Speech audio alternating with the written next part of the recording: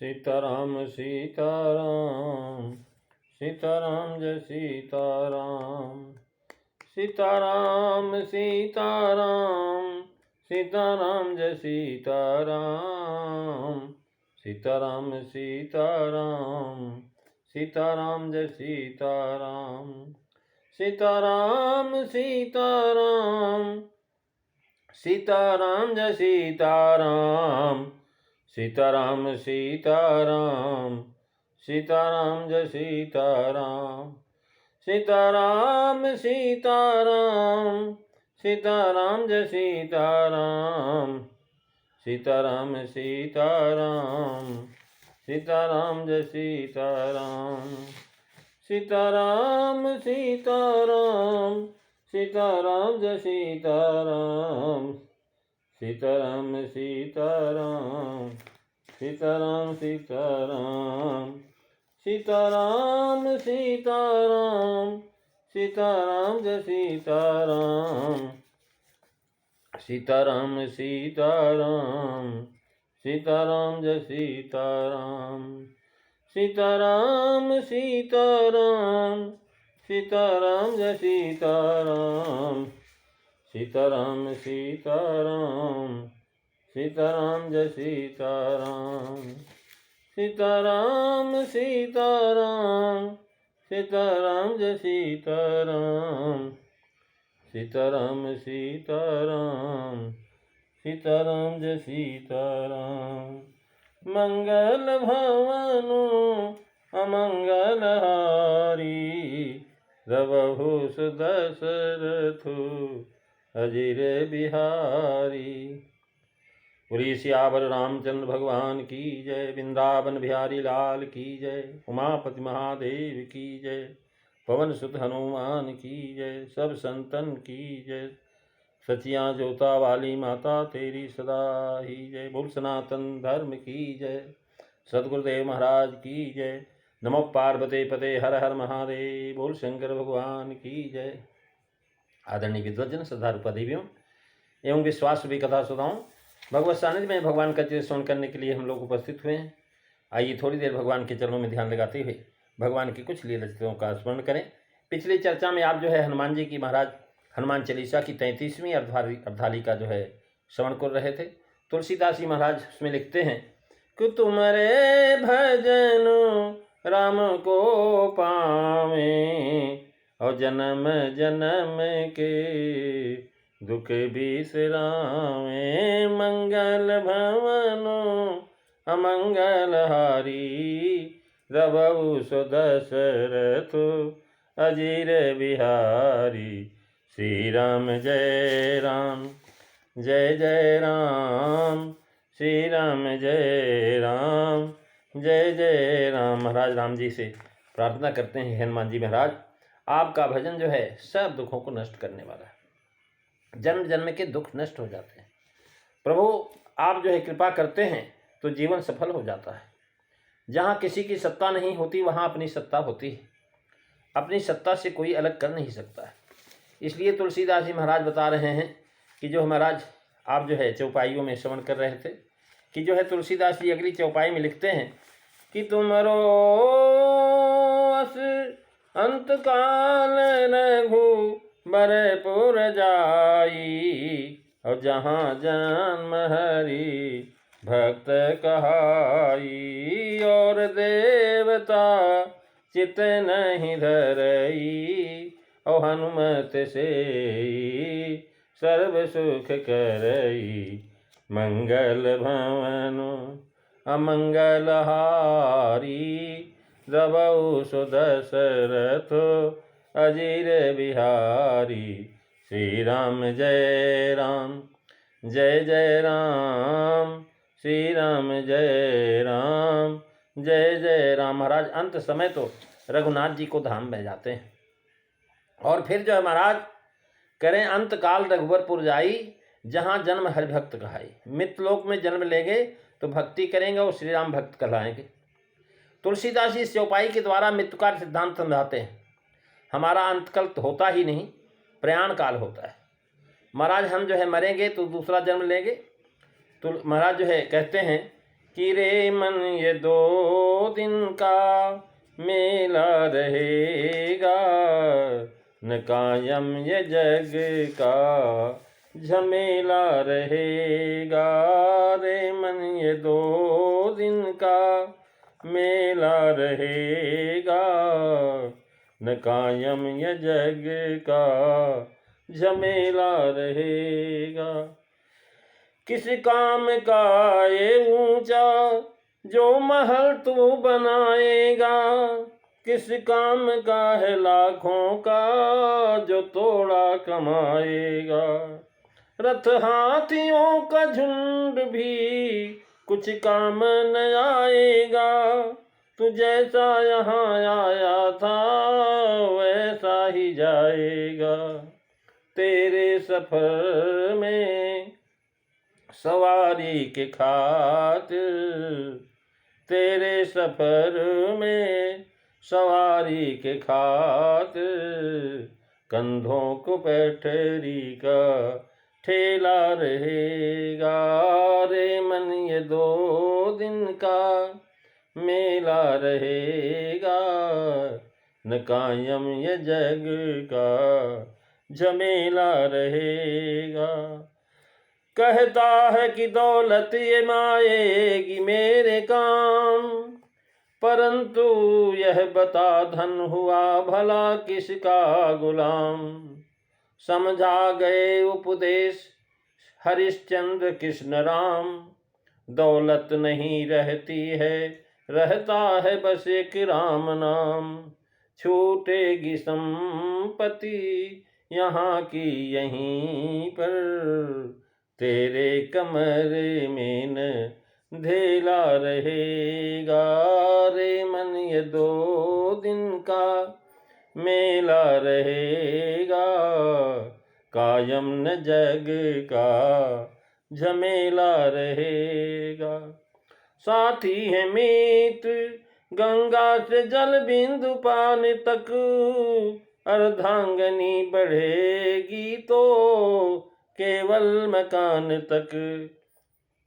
परिवार के सब लोग चलेंगे मसान तक, बेटा भी हक निभाएगा तो अग्निदान तक। इससे तो आगे भजन ही है साथी, और हरि के भजन बिन अकेला रहेगा। रे मन ये 2 दिन का मेला रहेगा, कायम नि जग का झमेला रहेगा। तो प्रेमी सज्जनों, कहने का भाव यह है कि संसार में जो आता है उसको मरना ही पड़ता है। तुलसीदास जी महाराज कह रहे हैं कि जो है महाराज अंतकाल रघुबरपुर जाई। तुलसीदास जी महाराज कह रहे हैं कि जो है अंतकाल रघुबरपुर जाई, और जहाँ जन्म हरि भक्त कहाई। मंगल भवन अमंगल हरि, द्रवहु सुदशरथो अजीर बिहारी। श्री राम जय राम जय जय राम, श्री राम जय राम जय जय राम। महाराज जो है बता रहे हैं, पिछली चौपाई में बताया था कि तुम्हारे भजन राम को पावे और जन्म जन्म के दुख विश्रामे। यानी हे हनुमान जी महाराज, आपका भजन जो है महाराज भगवान को प्रदान कर देता है। हनुमान जी का भजन भगवान की प्राप्ति का जो है द्योतक है। और राम को पावे जहाँ महाराज जन्म जन्म के दुख विश्रामे, जन्म जन्मों के दुख जो है नष्ट हो जाते हैं।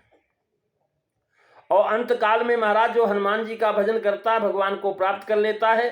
अंत काल रघुबरपुर जाई, वो महाराज भगवान के पुरी में निवास करता है। साकेत धाम नित्य अयोध्या धाम में जो है विराजमान होता है। और अगर संसार में आता है तो महाराज जहाँ जन्म हरि भक्त कहाई, यानी जो है अगर जाएगा तो उसको आएगा ही। महाराज देखिए, आना और जाना इस सृष्टि का नियम है। अगर जन्म है तो मृत्यु ही, और मृत्यु अगर है तो जन्म भी है। या अगर जन्म नहीं लेगा तो मृत्यु का कोई प्रश्न ही नहीं उठता है, और मृत्यु नहीं होगी तो जन्म का भी कोई प्रश्न नहीं है। इसलिए महाराज जन्मना मरना जो है जीवन का काम है।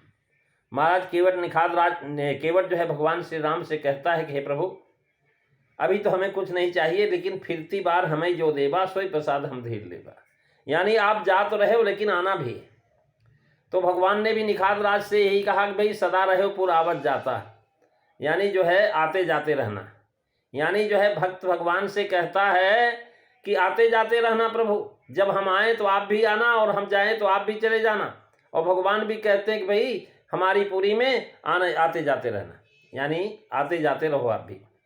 यानी एक ही घर में महाराज दो आदमी अगर एक साथ मर जाते हैं तो भी एक मार्ग से नहीं जाते, अलग अलग मार्ग होता है।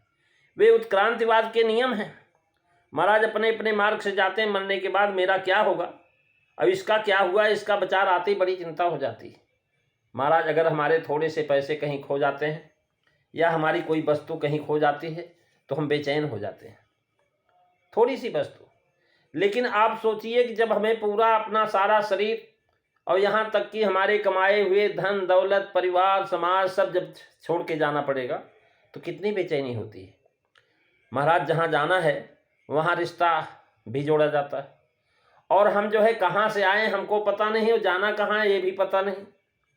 तो महाराज संसार में तो जब हम यात्रा करते हैं तो हमें ये पता रहता कि हम कहाँ जाएंगे और वहाँ जाके कि हमें क्या क्या सुविधाएं मिलेगी और रास्ते के लिए हमें कौन कौन सी वस्तुएं चाहिए, क्योंकि रास्ते में जो असुविधा और सुविधा है उसका हमको ध्यान होता है और लोग भी बता देते हैं। लेकिन जो हमारा गंतव्य है महाराज अदृश्य में है, कोई पता नहीं कहाँ जाना है और सब कुछ छोड़ के जाना है, कुछ भी साथ में नहीं जाना है। महाराज जब कुछ साथ में है नहीं तो छोड़ के जाना भी है, तो आखिर हम जाएंगे कहाँ ये भी पता नहीं। और जाके महाराज वहाँ कौन मिलेगा कौन नहीं मिलेगा, किससे हमारा संबंध जुड़ेगा ये भी पता नहीं।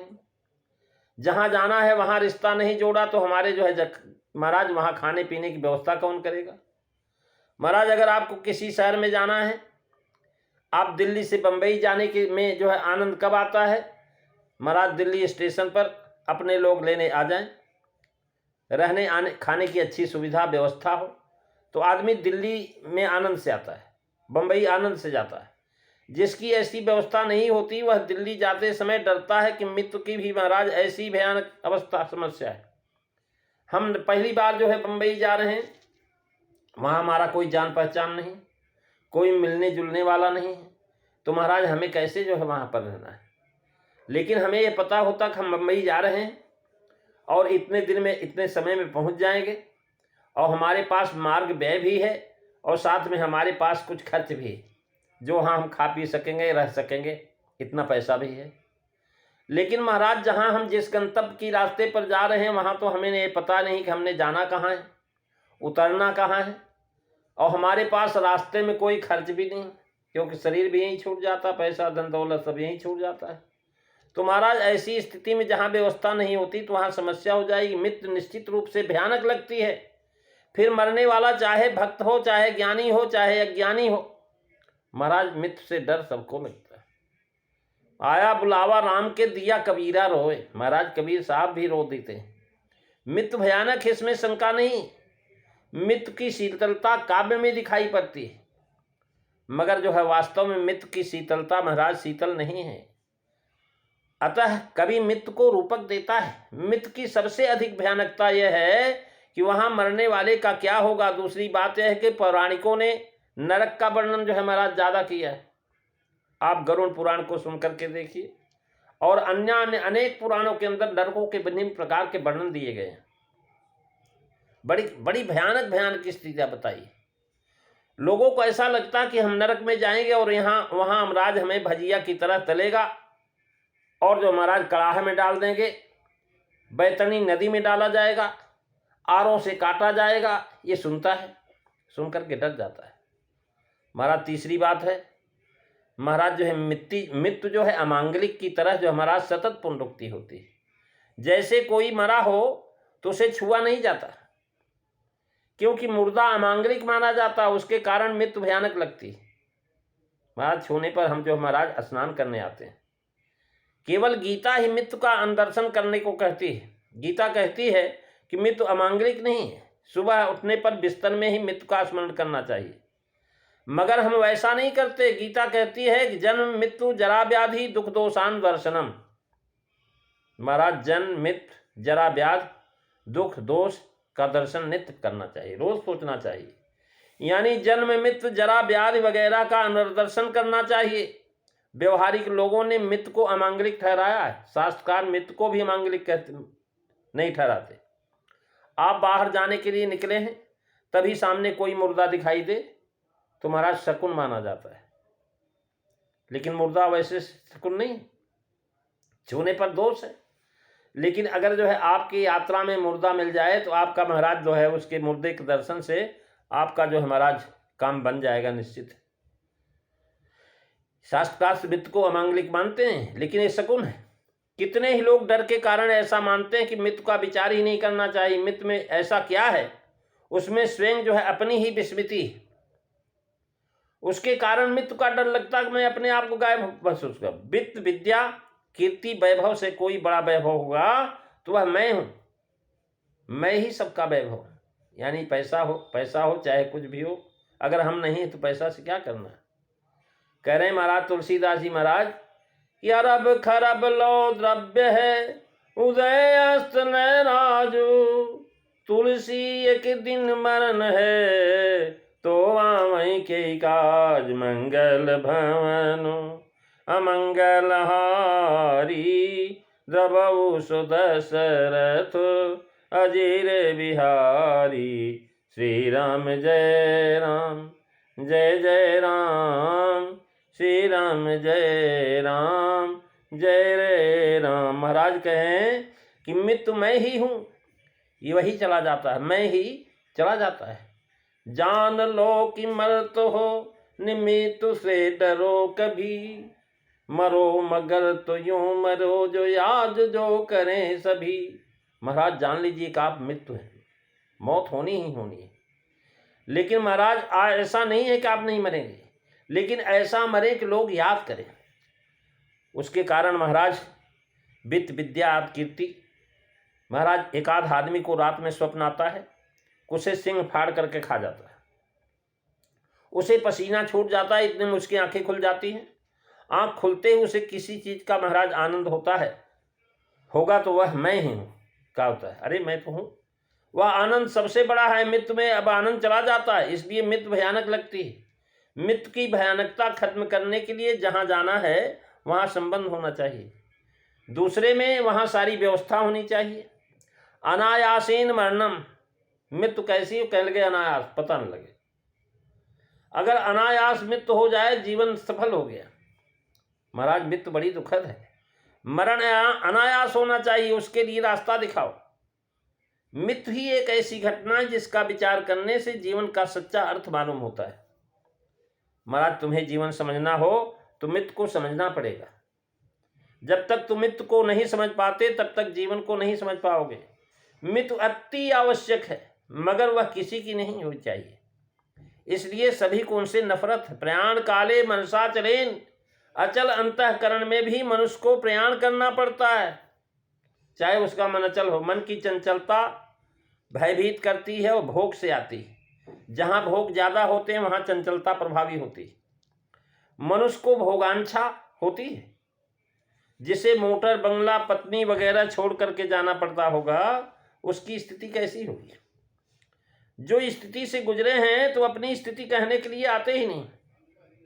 महाराज आज तक जो महाराज किसी ने स्वर्ग नरक देखा ही नहीं।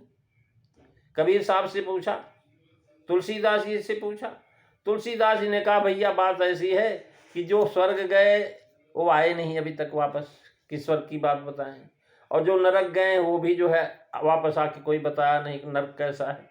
तो जब जाने वाले आकर के बता ही नहीं पाए तो हम कहें कहाँ जाएंगे। हम तो चाहे स्वर्ग में चाहे नरक में जाएं, लेकिन हमारे साथ भगवान होने चाहिए। महाराज भगवत उपस्थिति आपको सब जगह जब महसूस होती है तो आप समझ लीजिए मृत्यु को पार कर लिए। मृत्यु अति आवश्यक बात है, मगर किसी को नहीं चाहिए, इसलिए सभी को उससे नफरत है। कोई नहीं चाहता कि मैं मरूं, लेकिन मन की चंचलता बता रहे हैं, जहां भोग ज्यादा होते हैं मनुष्य को भोगांछा होती है। और महाराज बड़े प्रसन्नता से दिन काटे हैं, अपनी स्थिति कहने के लिए आते ही नहीं। यह दुख की बात है। यह बात सच है कि इन सबको छोड़ करके जाना कठिन है। एक दिन तो महाराज छोड़ करके जाना ही पड़ेगा। घर परिवार कुटुंब कबीला सब को छोड़ना पड़ेगा। कोई ऐसी चीज नहीं जो आप साथ ले जाते हैं। महाराज आज तक कोई लेके जा नहीं सका। महाराज इस प्रकार से समय चंचलता रहती है। और गीता कहती है कि महाराज अचलेन मनसा, मन अचल होना चाहिए। एक बार एक वृद्धा अंतिम सांसें जो महाराज ले रही थी, तब उसको जो महाराज हेमगर्भ स्वर्ण की एक मात्रा दी गई, ताकि उसे यदि कुछ अंतिम कहना हो तो महाराज वो कह सके।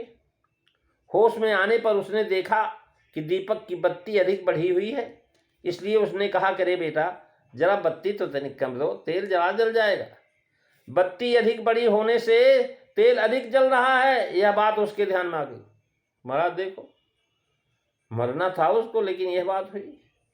महाराज एक मित्र सैया में पड़ी हुई, वो कर रही, आवाज कुछ नहीं निकल रही। घर वालों ने सोचा कहीं ऐसा न हो, कहीं माल वोल छुपा के रखा हो और वही बताना चाहती हो बुढ़िया। और इसलिए जो है महाराज डॉक्टर से बोले, महाराज 2 शब्द बोल दे, ऐसा कुछ कर दो। डॉक्टर ने कहा भाई कोई बात नहीं, एक इंजेक्शन लगा दिया। बुढ़िया ने कहा अरे मूर्खों, तुम लोग हमें देख रहे हो, देखो आंगन में झाड़ू पड़ी हुई, गाय चबा रही। महाराज उसको झाड़ू दिखाई पड़ गया। तो महाराज इस प्रकार से जो है बत्ती अधिक बढ़ गई, तेल जल रहा है, यह बात उसके ध्यान में आ गई।